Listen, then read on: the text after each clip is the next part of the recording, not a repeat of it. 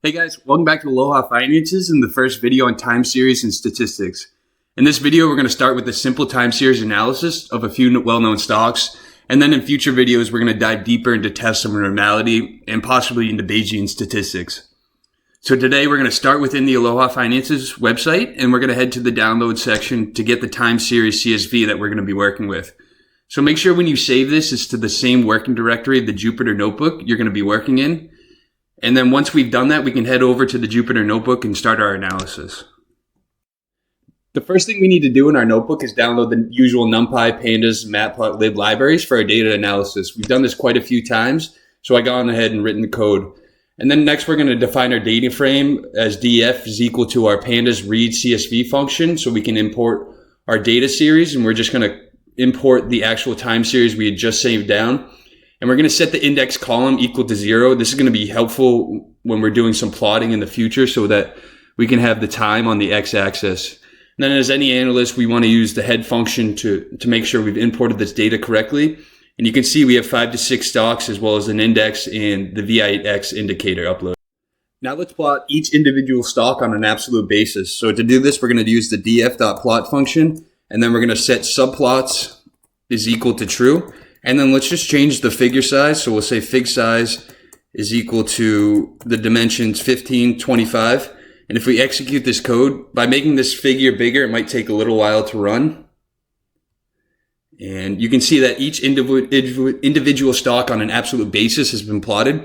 And you can also see at the bottom that the X index has been indexed by the time variable. So if we just to show you, if we went and removed this index column and then we replotted all of our stocks, you can see that the index time on the x-axis has been removed.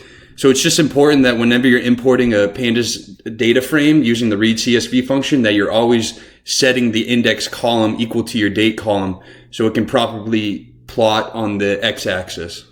Next, we're going to want to calculate some summary statistics to get a better feeling for the data. So we'll print the df.describe function with the parentheses, and when we execute this trade, you can see absolute values with the mean, standard deviation, minimum, maximum values have been uploaded, but it's not overly helpful to look at absolute values. So let's look at the percentage change. We'll use that using the df.percentage change function. We'll round 3 places and we'll look at the top of the data. Now this is a little bit more helpful, but it's still difficult to see the performance over time. So now let's calculate the log changes, and we'll get more into it in our normality test videos, but right now let's just do the calculations. And it's the np.log function, and then it's the data frame divided by the data frame shifted 1 point. And if we look at this with our returns.head function, again, we can see our log returns. So while we have a logarithmic transformation of our returns, we still don't really know the best performing assets since 2010. So to do this, we're going to call up our returns variable, and we're going to take the cumulative sum of our logarithmic returns. And then we're going to apply the exponential, NumPy exponential function, meaning we're compounding at the exponential rate. And then we're going to say plot, parentheses, and then let's change the figure size. So we'll say fig size is equal to parentheses 20, 20. And if we execute this code, we can see a beautiful plot of our stock's cumulative sum performance of the logarithmic returns have been uploaded. And the best performing asset since 2010 to the end of 2018 was Amazon. Now let's take a look at moving averages, which is a tool many technical analysts use, whether you believe in technical analysis or not. Personally, I don't. But we start by defining the stock symbol for our analysis. We'll set the variable SYM equal to our data frame, existing data frame, subsetting to our Amazon stock column. And then to define our moving averages, we're going to append these onto our existing data frame. So we're going to say df50 is equal to the SYM variable we just defined on a rolling basis. And then we're going to set the window equal to 50 days or 50 observations. And then we'll take the average of that. And then to get the 200-day moving average, we're simply just changing the 50 into 200. And both of those columns should be appended to our existing data frame. Now, like any technical analyst does, let's plot this. So let's use the df, and then let's subset within this data frame our Amazon column, our 50-day moving average column, and our 200-day moving average column. And then we can just use the dot plot function, and then we'll change the figure size to 10 and 10. And what technical analysts usually look for is when the short-term moving average crosses the long-term moving average or vice versa. And this will usually indicate a buying opportunity. And in this case, there were a few golden crosses as well as death crosses at the end of 2018. The last thing we're going to do in this video is determine the correlation between the S&P index and the volatility index.